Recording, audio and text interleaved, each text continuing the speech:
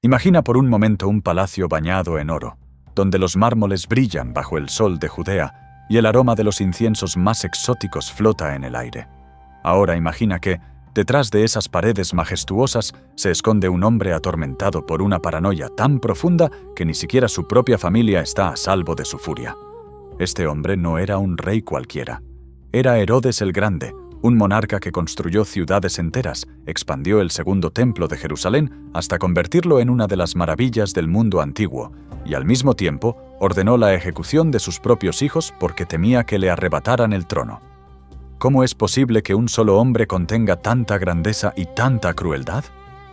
Esta es la historia de un rey que la historia recuerda no por sus conquistas, sino por un acto que lo convirtió en símbolo del mal absoluto, la masacre de los inocentes. Pero antes de juzgarlo, debemos comprender quién fue realmente este hombre y qué fuerzas lo moldearon. Herodes nació alrededor del año 73 a.C. en una familia idumea, un pueblo que había sido convertido al judaísmo por la fuerza apenas una generación antes. Esto significa que, a pesar de gobernar Judea, Herodes nunca fue considerado un verdadero judío por el pueblo que gobernaba. Su padre, Antípatro, era un hábil político que supo navegar las turbulentas aguas del poder romano, ganándose el favor de Julio César y estableciendo las bases para el ascenso meteórico de su hijo. Desde joven, Herodes demostró una inteligencia política excepcional y una ambición sin límites. A los 25 años ya era gobernador de Galilea, donde se ganó una reputación de líder implacable al reprimir brutalmente a los bandidos que asolaban la región. Los fariseos lo acusaron de ejecutar criminales sin juicio previo, pero esta firmeza también le valió el respeto de Roma, la verdadera potencia que controlaba los destinos de Oriente Medio. Herodes entendió desde muy temprano una verdad fundamental. En aquellos tiempos, el poder no se heredaba por derecho divino, sino que se conquistaba con astucia, lealtad a Roma y, cuando era necesario, con sangre.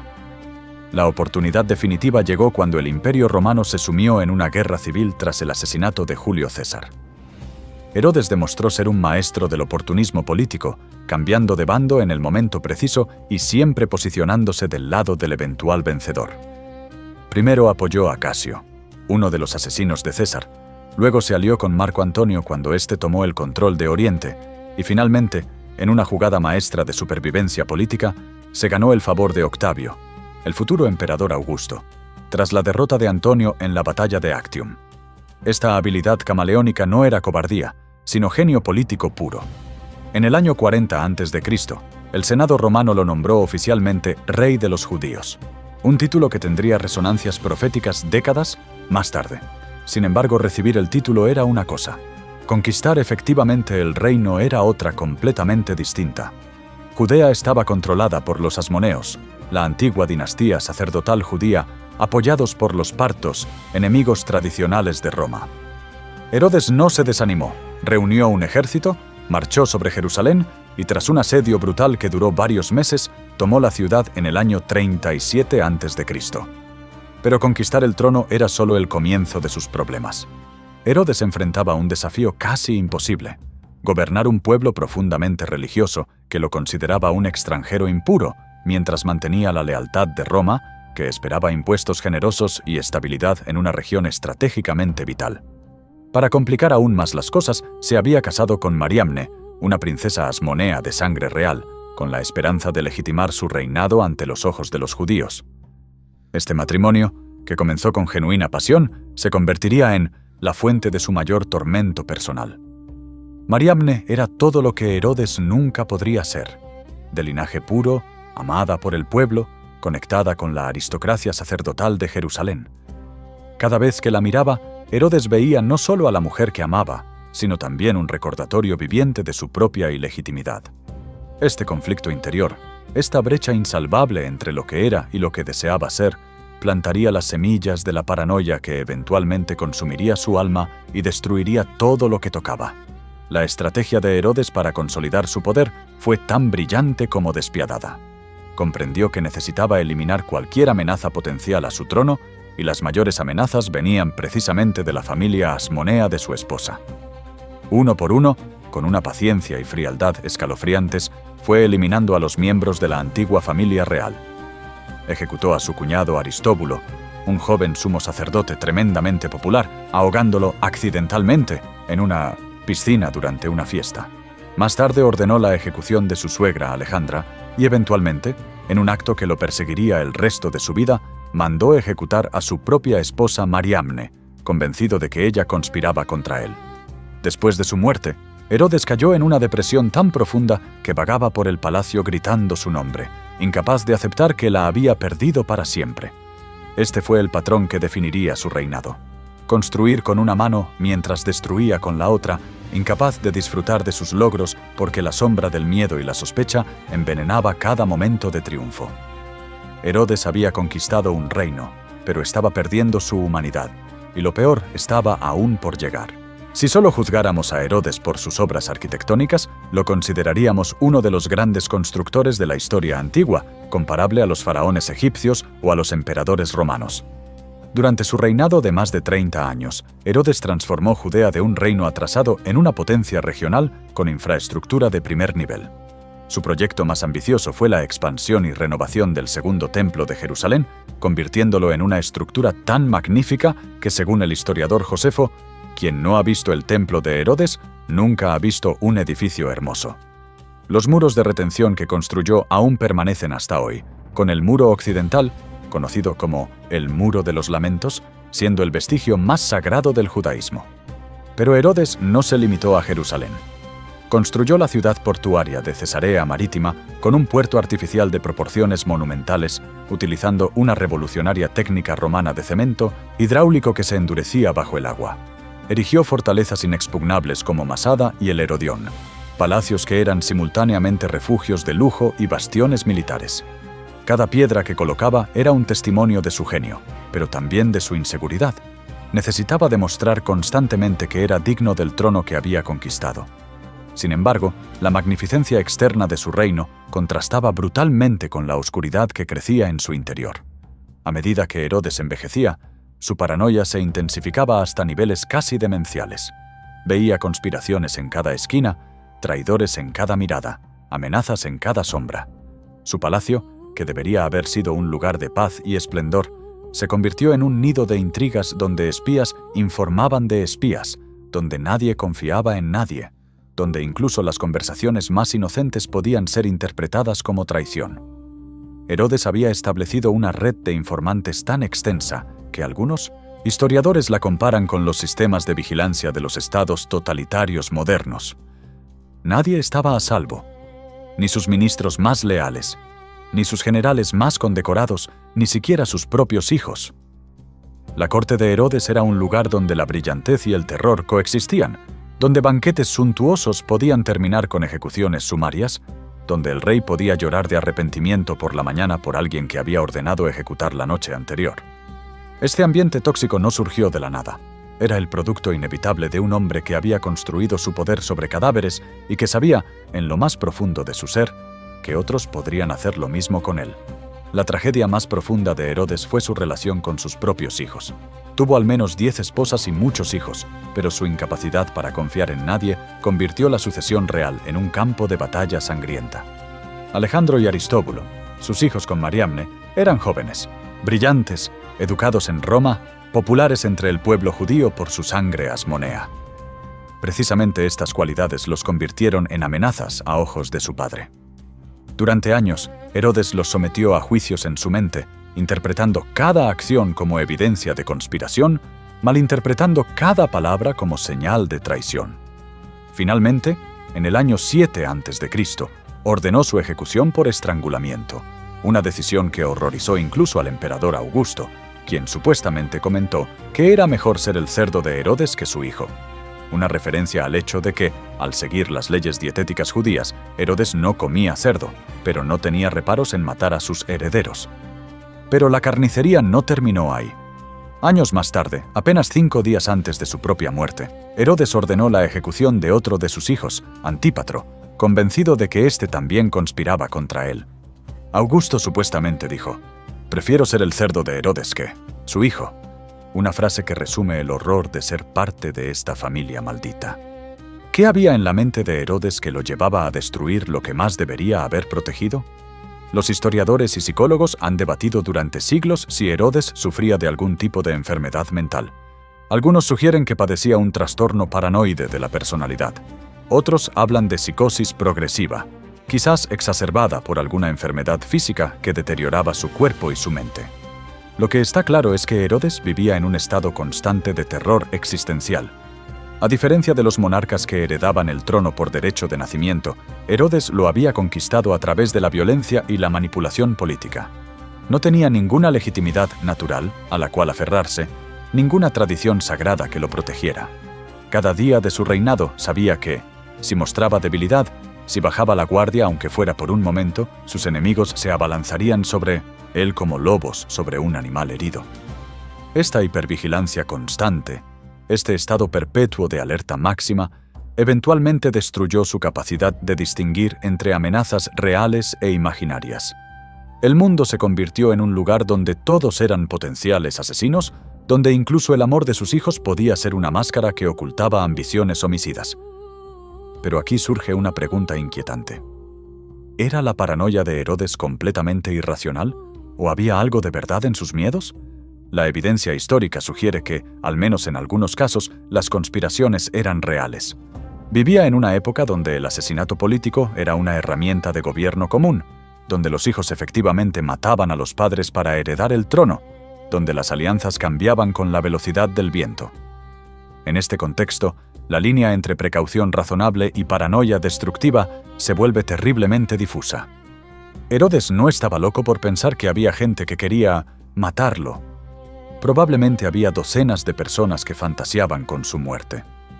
El problema era que su respuesta a estas amenazas reales o percibidas fue tan desproporcionada, tan brutal, tan indiscriminada, que terminó creando exactamente el tipo de resentimiento y odio que alimentaban nuevas conspiraciones. Era un círculo vicioso perfecto. Cuanto más cruel se volvía para proteger su trono, más odiado era. Cuanto más odiado era, más cruel necesitaba ser para mantenerse en el poder. Para cuando alcanzó los últimos años de su vida, Herodes se había convertido en prisionero de su propio sistema de terror, incapaz de escapar de la trampa que él mismo había construido. Es aquí donde nuestra historia toma un giro que la conecta con uno de los relatos más conocidos de la civilización occidental, el nacimiento de Jesucristo. Según el Evangelio de Mateo, durante los últimos años del reinado de Herodes, un grupo de magos, tradicionalmente llamados los Reyes Magos, llegó a Jerusalén desde Oriente, guiados por una estrella extraordinaria. Estos no eran magos en el sentido de ilusionistas, sino sabios, probablemente astrólogos persas o babilonios, expertos en interpretar los movimientos celestiales como señales de eventos significativos en la tierra. Su pregunta al llegar a la ciudad debió resonar como un trueno en los salones del poder. ¿Dónde está el rey de los judíos que ha nacido? Porque hemos visto su estrella en el oriente y hemos venido a adorarle. Imagina el impacto de estas palabras. Jerusalén, según el texto bíblico, se turbó, y con la ciudad, su anciano rey.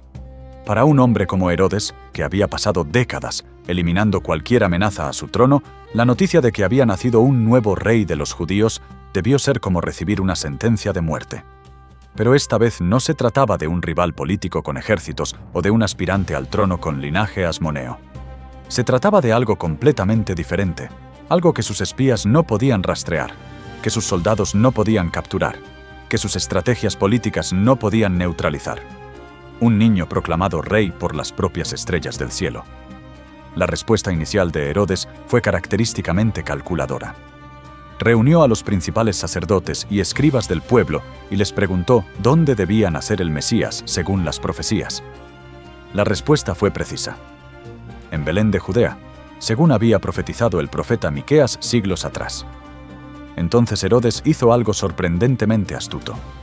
En lugar de enviar inmediatamente a sus soldados, llamó a los magos en secreto y les pidió que fueran a Belén, encontraran al niño y luego regresaran para informarle la ubicación exacta para que yo también vaya y le adore. Era una mentira perfecta, que ocultaba sus verdaderas intenciones detrás de una máscara de piedad religiosa. Los magos, sin sospechar nada, partieron hacia Belén siguiendo la estrella. Lo que sucedió después es uno de los momentos más emotivos de los evangelios. Encontraron al niño con María, su madre, Le ofrecieron sus dones de oro, incienso y mirra, regalos profundamente simbólicos que representaban realeza, divinidad y muerte respectivamente. Y luego, advertidos en sueños de no volver a Herodes, regresaron a su tierra por otro camino. Este simple acto de desobediencia desencadenaría uno de los episodios más oscuros en la ya oscura historia de Herodes. Los magos habían visto a través de su engaño, o más precisamente, habían sido protegidos de caer en su trampa por intervención divina. Para Herodes, esto representaba un fracaso intolerable de su sistema de control. Cuando Herodes se dio cuenta de que los magos lo habían burlado, su reacción fue de furia apocalíptica. No tenía la ubicación exacta del niño, pero tenía suficiente información para actuar. Sabía que el niño había nacido en Belén, y basándose en el momento en que apareció la estrella según le habían contado los magos, podía estimar su edad aproximada. La orden que emitió fue simple, brutal y absolutamente aterradora. Envió soldados a Belén y sus alrededores con instrucciones de matar a todos los niños varones menores de 2 años. El Evangelio de Mateo registra este evento con una economía de palabras que de alguna manera hace que el horror sea aún más impactante. Entonces Herodes, al verse burlado por los magos, se enfureció terriblemente y envió a matar a todos los niños de Belén y de todos sus alrededores, de 2 años para abajo, según el tiempo que había precisado de los magos. Esta masacre, conocida como la Matanza de los Inocentes, se convirtió en el acto que definió a Herodes en la memoria colectiva de la humanidad. No importa cuántos templos construyó, cuántas ciudades fundó, cuántas batallas ganó.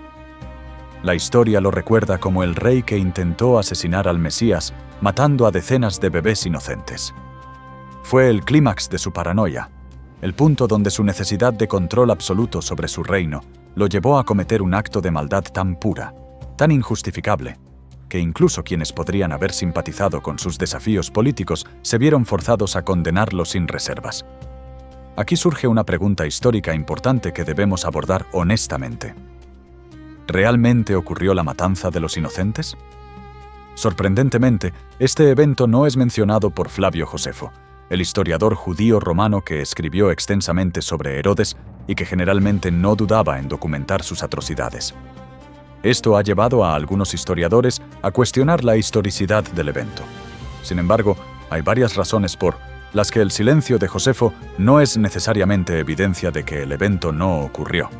Primero, Belén era una aldea pequeña en aquella época. El número total de niños menores de 2 años probablemente no superaba las 2 o 3 docenas. En el contexto de las masacres masivas que Herodes había ordenado anteriormente, ejecutó a 45 miembros del Sanedrín en una sola purga. La muerte de 20 o 30 bebés en una aldea remota podría no haberle parecido lo suficientemente significativa a Josefo como para mencionarla específicamente. Segundo, Josefo escribía para una audiencia romana y estaba tratando de presentar al judaísmo de manera favorable. Enfatizar una historia sobre el Mesías cristiano podría haber complicado ese objetivo. Tercero, y quizás más importante, el evento encaja perfectamente con todo lo que sabemos sobre el carácter de Herodes y sus métodos. Un hombre que ejecutó a 3 de sus propios hijos, a su esposa favorita, a su suegra, a su cuñado y a incontables otros, difícilmente se detendría ante la idea de eliminar a niños desconocidos si creía que uno de ellos representaba una amenaza a su trono. Pero más allá del debate histórico sobre si el evento ocurrió exactamente como lo describe Mateo, hay una verdad más profunda en esta narrativa que trasciende los detalles factuales. La historia de Herodes y los inocentes representa el choque entre 2 tipos de poder completamente opuestos. El poder del mundo, basado en la violencia, el control y el miedo, y el poder del reino de Dios, basado en la vulnerabilidad, el amor y la confianza. Herodes, con todos sus ejércitos, todas sus fortalezas, toda su riqueza y toda su astucia política, se encontró impotente ante un bebé indefenso en un pesebre. Podía matar a docenas de niños, pero no podía detener lo que ese niño representaba. Podía controlar territorios enteros, pero no podía controlar el movimiento de las estrellas que anunciaban un nuevo rey. Podía construir templos magníficos, pero no podía comprender que el verdadero templo de Dios había nacido en forma humana. Esta fue la ironía suprema de su vida. El hombre que pasó toda su existencia intentando asegurar su trono terminó siendo recordado principalmente por su fracaso en destruir a un rival que nunca buscó quitarle su trono terrenal, porque el reino que este niño representaba no era de este mundo. Herodes había ganado todas las batallas políticas de su vida, pero estaba destinado a perder la batalla que realmente importaba. No por falta de poder o recursos, sino porque estaba peleando contra algo que ni siquiera podía comprender. Los últimos años de Herodes fueron un descenso progresivo hacia un infierno tanto físico como psicológico. Flavio Josefo, en sus escritos, describe con detalle casi clínico las enfermedades que atormentaban al anciano rey. Su cuerpo, que una vez fue fuerte y capaz de liderar ejércitos en batalla, se estaba pudriendo literalmente desde adentro. Sufría de una fiebre persistente, picazón insoportable en toda la piel, dolores abdominales constantes, úlceras en los intestinos, dificultad para respirar, convulsiones y lo más grotesco de todo, una infestación de gusanos en sus órganos genitales que le causaba un dolor y una humillación indescriptibles. Los médicos modernos han especulado sobre qué enfermedad específica podría haber causado esta combinación de síntomas. Algunos sugieren una forma agresiva de diabetes, otros mencionan insuficiencia renal crónica, enfermedad de Fournier, gangrena genital, o incluso una combinación de múltiples condiciones exacerbadas por años de estrés psicológico extremo. Lo que está claro es que Herodes estaba muriendo de la manera más dolorosa y degradante posible, una muerte que parecía diseñada como una especie de justicia poética divina para un hombre que había causado tanto sufrimiento a otros. El constructor de maravillas arquitectónicas, el rey que había vivido rodeado de lujo inimaginable, ahora no podía encontrar alivio ni siquiera para las funciones más básicas de su cuerpo. Pero incluso enfrentando su mortalidad inminente, Herodes no había perdido su capacidad para la crueldad calculada. De hecho, su enfermedad pareció intensificar, no disminuir, su paranoia y su violencia. Es en este periodo cuando ordenó la ejecución de su hijo Antípatro, literalmente desde su lecho de muerte, apenas 5 días antes de su propio fallecimiento. Pero Herodes tenía un plan aún más macabro en mente, uno que revela la profundidad de su megalomanía y su necesidad desesperada de controlar incluso cómo sería recordado después de su muerte. Consciente de que muy poca gente lloraría genuinamente su fallecimiento, ordenó que los hombres más distinguidos de cada familia judía fueran convocados a Jericó, donde él estaba recluido. Una vez reunidos, estos líderes comunitarios fueron encerrados en el hipódromo de la ciudad. Herodes dio instrucciones secretas a su hermana Salomé y a su cuñado Alexas. En el momento de su muerte, debían ejecutar a todos estos prisioneros. Su razonamiento era escalofriante en su lógica retorcida. Sabía que nadie lloraría por él, pero si estos líderes prominentes eran asesinados al mismo tiempo, habría luto genuino en toda Judea, aunque no fuera por él personalmente. De esta manera, su muerte estaría marcada por lágrimas masivas, independientemente de si esas lágrimas eran por su persona o no. Era el último intento de un tirano agonizante de controlar la narrativa, de asegurarse de que incluso en la muerte su influencia se sintiera de manera abrumadora. Afortunadamente, este plan diabólico nunca se ejecutó. Según Josefo, después de la muerte de Herodes, Salomé y Alexas decidieron no cumplir sus últimas órdenes y liberaron a los prisioneros. Quizás sintieron que ya habían visto suficiente derramamiento de sangre, o quizás temían las consecuencias políticas de una masacre tan masiva justo cuando estaban intentando establecer una transición de poder ordenada. Sea cual fuera la razón, su desobediencia salvó cientos de vidas inocentes y evitó que el nombre de Herodes quedara manchado con una última atrocidad que hubiera superado incluso la matanza de los inocentes en su horror e injustificabilidad. Herodes el Grande murió en la primavera del año 4 a.C. La aparente contradicción de que muriera antes de Cristo, a pesar de que intentó matar al niño Jesús, se debe a un error de cálculo del monje medieval Dionisio el Exiguo, quien estableció el calendario cristiano varios siglos después. Tenía aproximadamente 70 años, había reinado durante más de 30 años, había construido un reino, había acumulado riquezas inimaginables, había ejecutado a incontables personas incluyendo a 3 de sus propios hijos, y ahora moría en agonía, solo, aterrorizado y odiado por casi todos los que conocía. El funeral de Herodes fue tan extravagante como cabría esperar de un hombre obsesionado con la grandiosidad. Su cuerpo fue colocado en un ataúd de oro macizo, cubierto con púrpura real y gemas preciosas. Fue transportado en una procesión de 8 kilómetros desde Jericó hasta su fortaleza Palacio del Herodión, donde según sus instrucciones debía ser enterrado.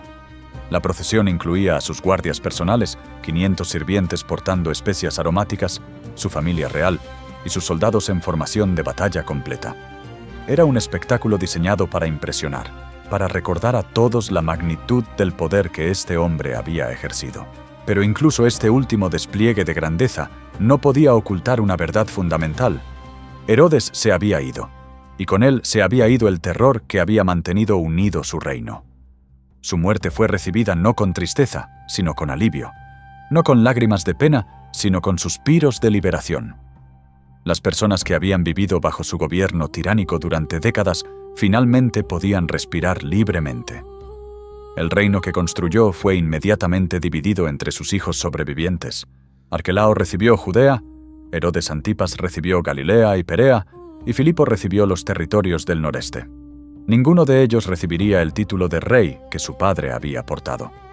Roma, quizás escaldada por la experiencia con Herodes, decidió mantener un control más directo sobre la región. Pero la pregunta que resuena a través de los siglos es: ¿quién fue realmente Herodes el Grande? ¿Fue un genio político que transformó un reino atrasado en una potencia regional? ¿Fue un constructor visionario cuyas obras permanecen hasta hoy como testimonio de su ambición? ¿Fue un loco paranoico que destruyó a su propia familia en un frenesí de miedo irracional? ¿Fue un monstruo que no dudó en ordenar la muerte de bebés inocentes para proteger su trono? La respuesta incómoda es que fue todas estas cosas simultáneamente. Herodes era una contradicción viviente, un hombre capaz de grandeza extraordinaria y maldad extraordinaria, a menudo en el mismo día. Era brillante y atormentado, capaz de construir imperios, pero incapaz de encontrar paz en su propio corazón. Sus logros eran genuinos. El segundo templo que expandió fue verdaderamente magnífico. Sus ciudades fueron maravillas de ingeniería. Su administración trajo un período de estabilidad y prosperidad relativa a Judea. Pero todos estos logros están irremediablemente manchados por la crueldad que los hizo posibles, por las vidas destruidas en el camino, por la atmósfera de terror que creó. Al final, Herodes consiguió lo que más temía: ser recordado no por sus grandes obras, sino por su gran maldad. El título El Grande que la historia le otorgó es profundamente irónico. Grande en ambición, grande en crueldad, pero pequeño en las virtudes que realmente importan. 2000 años después de su muerte, Herodes el Grande sigue siendo una figura que fascina y repele en igual medida. Su historia ha sido contada y recontada en innumerables libros, películas, obras de teatro y sermones. Se ha convertido en un arquetipo cultural, un símbolo del tirano paranoico dispuesto a destruir cualquier cosa para mantener su poder. ¿Pero qué lecciones podemos extraer de su vida? ¿Por qué su historia sigue siendo relevante en nuestro mundo moderno? Quizás la primera lección es sobre la naturaleza corruptora del poder absoluto. Herodes no comenzó como un monstruo. Hay evidencia de que en su juventud fue capaz de amor genuino, de lealtad a amigos, incluso de una cierta forma de idealismo político.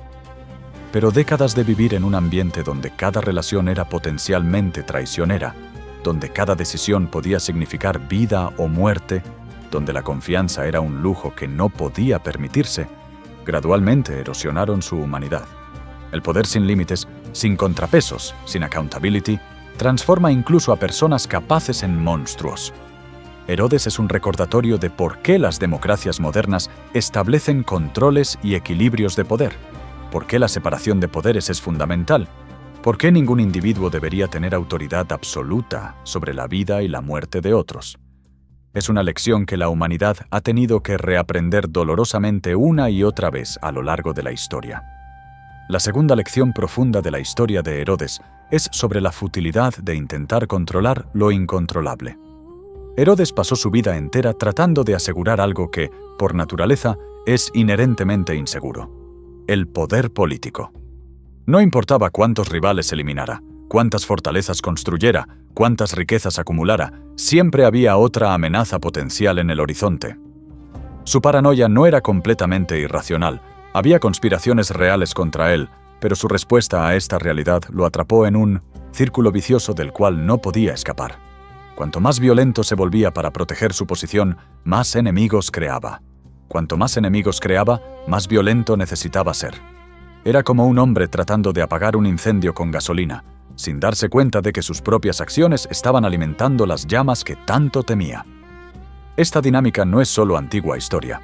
La vemos repetirse en regímenes autoritarios modernos, donde líderes inseguros responden a amenazas reales o percibidas con represión cada vez más brutal, solo para descubrir que la represión genera resistencia, que la resistencia justifica más represión, en una espiral descendente que eventualmente consume a todos los involucrados. Herodes nos enseña que la verdadera seguridad nunca puede construirse sobre cimientos de miedo y violencia, sino solo sobre la legitimidad genuina, la justicia y el consentimiento de los gobernados. La tercera lección, quizás la más perturbadora, es sobre la capacidad humana para la compartimentalización moral. ¿Cómo podía Herodes ordenar la matanza de bebés inocentes el mismo día que supervisaba la construcción del templo de Dios? ¿Cómo podía ser simultáneamente un patrocinador de la religión judía y un asesino de niños? La respuesta incómoda es que los humanos somos extraordinariamente capaces de mantener creencias y acciones contradictorias sin percibir la incoherencia. Herodes probablemente se veía a sí mismo como un rey legítimo, haciendo lo necesario para mantener el orden y la estabilidad. Probablemente racionalizaba sus crímenes como sacrificios necesarios por el bien mayor de su reino. Probablemente se decía a sí mismo que sus víctimas habrían hecho lo mismo si tuvieran la oportunidad. Esta capacidad de autojustificación es universal. No es exclusiva de los tiranos antiguos.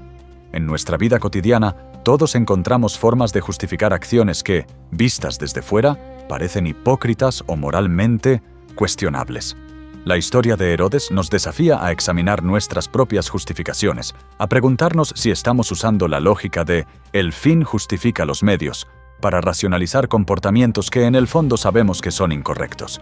Nos recuerda que las grandes atrocidades de la historia rara vez son cometidas por personas que se consideran a sí mismas malvadas. Más frecuentemente son perpetradas por personas que creen estar haciendo lo correcto, lo necesario, lo pragmático. Pero hay también una cuarta dimensión del legado de Herodes que es específicamente teológica y que ha dado forma a 2 milenios de reflexión cristiana. Su papel en la narrativa del nacimiento de Cristo. Desde la perspectiva cristiana, Herodes se convierte en una figura de significado cósmico. El primer gran antagonista del Mesías, el gobernante terrenal que inconscientemente cumple las profecías al intentar frustrarlas. Su fracaso en destruir al niño Jesús no fue simplemente un fallo de inteligencia o logística, fue teológicamente inevitable. Aquí vemos el choque entre el poder temporal y el poder eterno, entre los reinos de este mundo y el reino de Dios. Herodes representa todo lo que Cristo vino a superar: el poder basado en la violencia, la seguridad basada en el control, la autoridad basada en el miedo. El contraste no podría ser más marcado. Un rey en un palacio magnífico muriendo en agonía, rodeado de oro pero abandonado por el amor humano, y un bebé en un pesebre que crecería para enseñar que los últimos serán primeros, que los mansos heredarán la tierra, que el mayor en el reino debe ser el servidor de todos. Para los cristianos, la matanza de los inocentes, por horrible que fue, se convirtió en una prueba temprana de una verdad que el ministerio de Jesús confirmaría una y otra vez. El reino que él anunciaba no podía ser derrotado por las armas de este mundo, porque no dependía de las estructuras de poder que los reyes como Herodes entendían. Finalmente, debemos confrontar la pregunta que ha dado forma a todo este relato. ¿Era Herodes simplemente un paranoico o fue genuinamente el rey que intentó matar al Mesías? La respuesta, fascinantemente, es que ambas cosas son verdaderas, pero no de la manera que Herodes habría entendido. Sí, era profundamente paranoico. Su miedo a perder el poder lo consumió y lo convirtió en un monstruo. Pero también sí, intentó matar al Mesías, aunque no tenía idea de la verdadera naturaleza de lo que estaba tratando de destruir. Pensaba que estaba eliminando un rival político potencial, otro aspirante al trono que podría desestabilizar su reino. No podía comprender que este rey representaba un tipo de reino completamente diferente, uno que no amenazaba su trono terrenal, pero que cuestionaría las mismas bases sobre las cuales cualquier trono terrenal se construye. En esto, Herodes se convierte en una figura trágica. Gastó toda su vida, toda su energía, toda su brutalidad tratando de protegerse de amenazas que entendía. Rivales políticos, conspiradores ambiciosos, pretendientes al trono, solo para ser derrotado por algo que nunca podría haber comprendido con su cosmovisión basada en el poder terrenal. Su fracaso no fue por falta de esfuerzo o recursos, sino porque estaba operando con un mapa de la realidad fundamentalmente incompleto. Herodes es el arquetipo del poder mundano encontrándose con lo trascendente y siendo completamente incapaz de procesarlo, como un hombre intentando pelear contra el viento o legislar contra el amanecer. Hoy, cuando visitamos las ruinas de las fortalezas de Herodes, cuando nos paramos ante el muro occidental del templo que expandió, cuando caminamos por las excavaciones arqueológicas de Cesarea Marítima, estamos en presencia de un legado ambiguo y complejo. Estas piedras testifican de la capacidad humana para la grandeza, pero también llevan el peso invisible de toda la sangre derramada para que pudieran ser colocadas. La historia de Herodes nos deja con preguntas incómodas sobre nosotros mismos. ¿Cuánto estamos dispuestos a sacrificar para mantener nuestra seguridad, nuestro poder, nuestro estatus? ¿Dónde trazamos la línea entre precaución legítima y paranoia destructiva? ¿Qué estamos construyendo con nuestras vidas y qué estamos destruyendo en el proceso? ¿Estamos tan obsesionados con proteger lo que tenemos que somos incapaces de ver las amenazas reales o las oportunidades verdaderas cuando aparecen? Herodes el Grande vivió hace 2 milenios, pero su historia resuena porque las tentaciones que enfrentó, las elecciones que hizo y las consecuencias que sufrió son, en su esencia, atemporalmente humanas. Su vida es una advertencia, un recordatorio de que no importa cuántos templos construyamos, al final seremos juzgados no por la magnificencia de nuestras obras, sino por la compasión de nuestros corazones. Y en eso, Herodes fracasó absolutamente, dejándonos un legado que es tan instructivo en su horror como cualquier historia edificante podría serlo en su virtud. Este fue Herodes, el grande, el terrible, el constructor, el asesino, el rey que intentó matar al Mesías y que, al intentarlo, aseguró su propio lugar en la historia no como el héroe que aspiraba a ser, sino como la advertencia que la humanidad necesitaba.